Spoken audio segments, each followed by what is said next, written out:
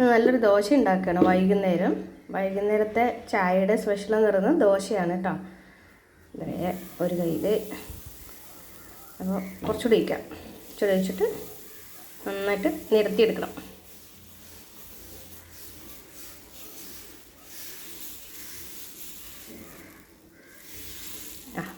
നല്ല അടിപൊളി ദോശയാണ്.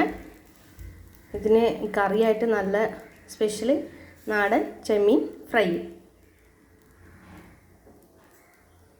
അപ്പോൾ ഇത് ദോശ റെഡി ആയിക്കൊണ്ടിരിക്കുകയാണ്. ദോശ റെഡിയാകുമ്പോൾ നമുക്ക് കുറച്ച് വെളിച്ചെണ്ണ തള്ളി കൊടുക്കാം. വെളിച്ചെണ്ണ അല്ലെങ്കിൽ നെയ്യ് കുറച്ച് മതി. മേലെ മാത്രം ചിക്കൻ ഒഴിച്ച് കൊടുക്കാം. മതി, കുറച്ച് മതി.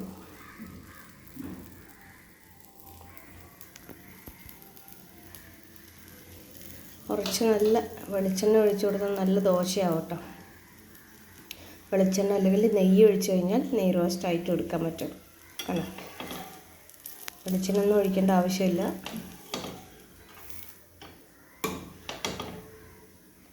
നന്നായിട്ട് ഫ്രൈ ആയി നല്ല മൊരിഞ്ഞ് വന്നു കഴിഞ്ഞാൽ നല്ല ടേസ്റ്റാണ് ദോശ. ചില ആൾക്കാർ ദോശ മറിച്ചിടാറില്ല. അപ്പം ഞാൻ മറിച്ചിട്ടിട്ടാണ് ദോശ ഉണ്ടാക്കുന്നത്. കണ്ടോ, നല്ല അടിപൊളി ദോശയല്ലേ.